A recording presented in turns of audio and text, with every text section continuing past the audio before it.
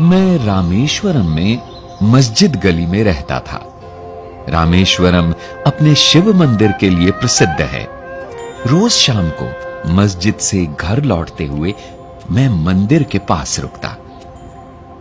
यहां मुझे कुछ अजीब सा महसूस होता था, क्योंकि मंदिर जाने वाले लोग मुझे शक की निगाह से देखते थे। शायद वे हैरान होते थे कि एक मुसलमान लड़का मंदिर के सामने क्या कर रहा है। सच्चाई ये थी कि मुझे मंत्रों का लयबद्ध पाठ सुनना अच्छा लगता था। मुझे उनका एक भी शब्द समझ नहीं आता था, लेकिन उनमें एक अजीब सा जादू था। और दूसरा कारण था मेरा दोस्त रामनाथ शास्त्री। वो मुख्य पुरोहित का बेटा था। शाम के समय वो अपने पिता के साथ बैठकर स्तोत्रों का पाठ करता था। बीच बीच में वो मेरी ओर देखकर मुस्कुरा भी देता था।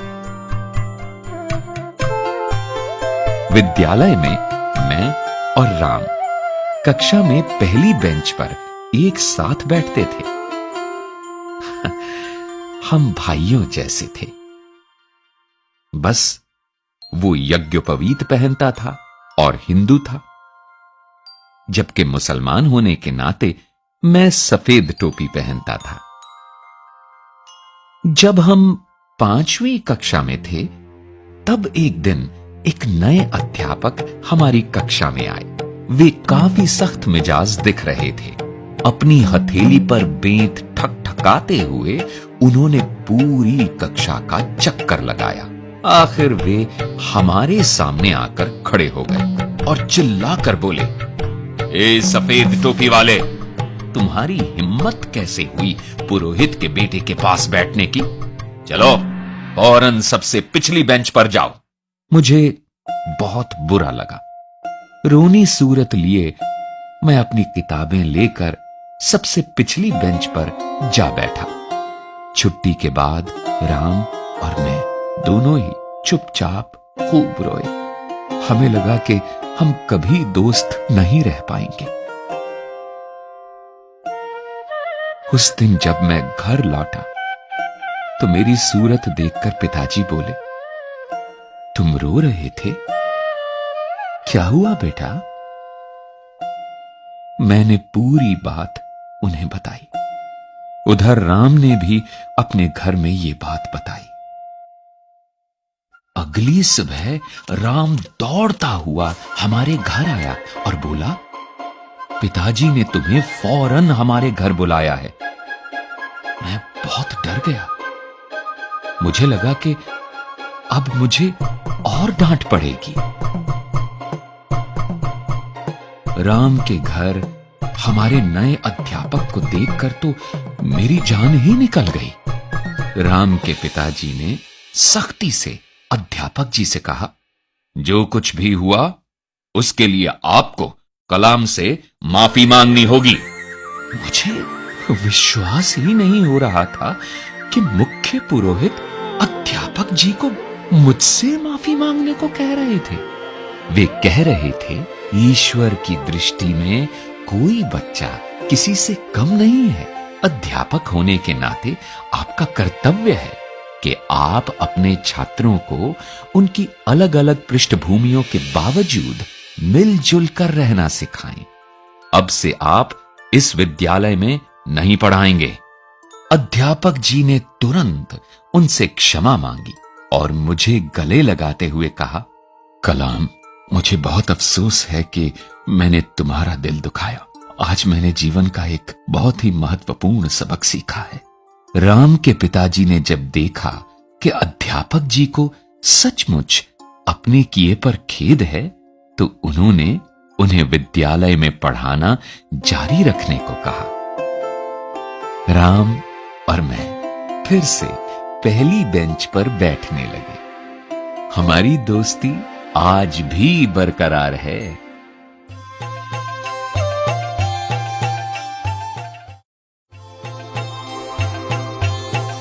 मैं प्रथम आया।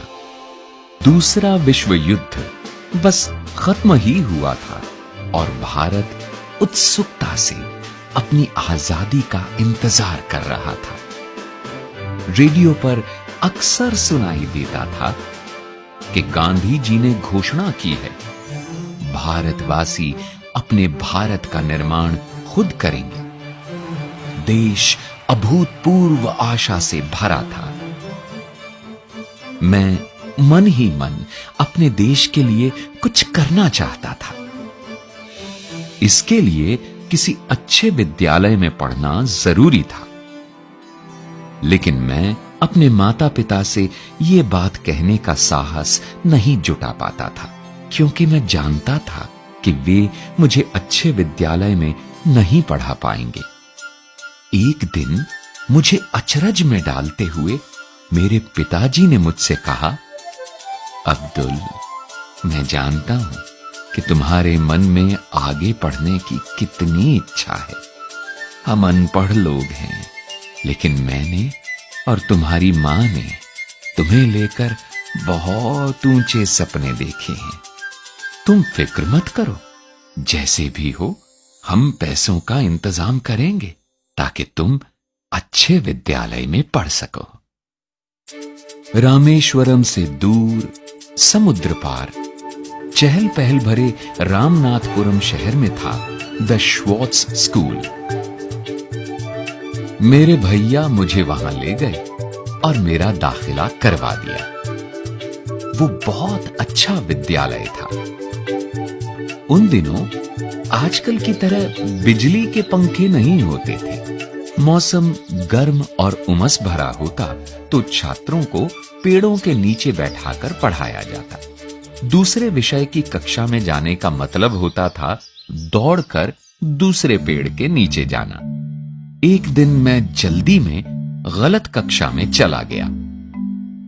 वहां हमारे गणित के अध्यापक पढ़ा रहे थे। वे चश्मे में से मुझे घूरते हुए बोले, अगर तुम सही कक्षा नहीं ढूंढ सकते तो तुम इस विद्यालय में क्या कर रहे हो? तुम्हें तो अपने गांव लौट जाना चाहिए जहां से तुम आए हो। फिर उन्होंने मेरी गर्दन पकड़ी और पूरी कक्षा के सामने मुझे बेंत लगाई। मेरा दिल टूट गया। मुझे इस विद्यालय में भेजने के लिए मेरे परिवार ने बहुत त्याग किया था। कभी कभी मुझे घर की बहुत याद आती थी, लेकिन मैंने ठान लिया था कि मैं अपने परिवार का नाम जरूर रोशन करूंगा। उस दिन मैंने निश्चय कर लिया कि मैं सिर्फ अच्छा छात्र ही नहीं बनूंगा, बल्कि सबसे अच्छा छात्र बनूंगा। मैं दिन रात पढ़ाई में जुट गया। कुछ महीनों बाद जब परीक्षा का परिणाम आया तो मुझे गणित में पूरे अंक मिले थे। मैं उत्साह से भर उठा। अगली सुबह प्रार्थना के बाद मुझे दंडित करने वाले गणित के अध्यापक जी खड़े हुए और मुस्कुराकर बोले, मैं जिसे भी बेंत लगाता हूं वह महान बन जाता है। उनकी बात सुनकर सब लोग हंसने लगे। फिर अध्यापक जी ने पूरी बात बताई और मेरी ओर इशारा करते हुए बोले, मेरी बात याद रखना, एक दिन ये लड़का इस विद्यालय और अध्यापकों का मान जरूर बढ़ाएगा। अध्यापक जी की बात सुनकर मैं पहले हुए अपने अपमान की कड़वाहट भूल गया। उस सत्र के खत्म होने पर जब मैं अपने घर लौटा तो हमारे परिवार ने बहुत खुशियां मनाई। मेरी मां ने घर पर ही मिठाई बनाई और पिताजी ने पूरे रामेश्वरम में मिठाई बांटी। और उस दिन मुझे लगा कि मैं भी किसी लायक हूं। लेकिन अभी बहुत कुछ पाना बाकी था।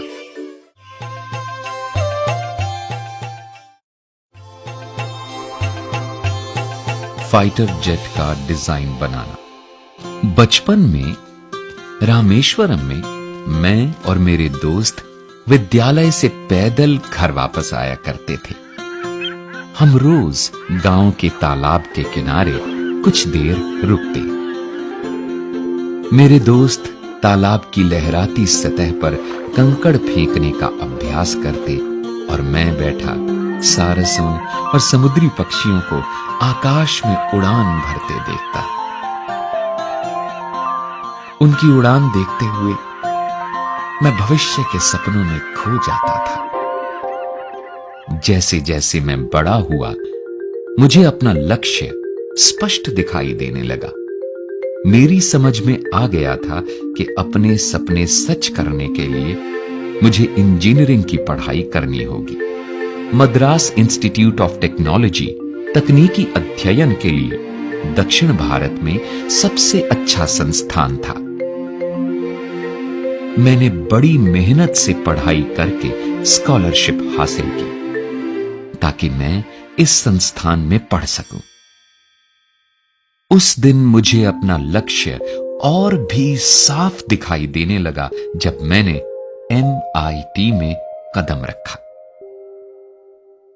MIT के परिसर में 2 बड़े विमान प्रदर्शन के लिए रखे गए थे।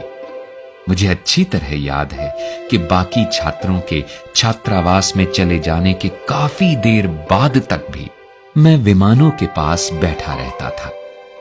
इनके निर्माण और डिजाइन ने मेरा मन मोह लिया था और मेरे मन में भी किसी दिन ऐसा ही विमान बनाने का सपना जागने लगा था। इंजीनियरिंग की पढ़ाई के दौरान आखिरी प्रोजेक्ट के लिए मुझे कक्षा के 4 और साथियों के साथ मिलकर एक फाइटर जेट विमान डिजाइन करने को कहा गया। हमने काम आपस में बांट लिया। एक दिन मेरे काम की प्रगति की जानकारी लेने के बाद हमारे अध्यापक ने मुझसे कहा, अब्दुल, मैं तुम्हारी कार्य योजना से सचमुच निराश हुआ हूं। मैंने तुमसे कहीं बेहतर काम की अपेक्षा की थी।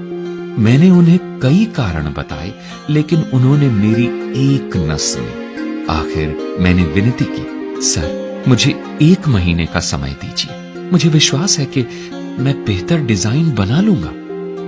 उन्होंने मुझ पर नजर डाली और बोले, देखो नौजवान, मैं तुम्हें 3 दिन दे रहा हूं। अगर सोमवार की सुबह तुमने मुझे इससे बेहतर डिजाइन न दिखाया तो शायद तुम्हें अपनी स्कॉलरशिप से हाथ धोना पड़ेगा। मैं स्तब्ध रह गया।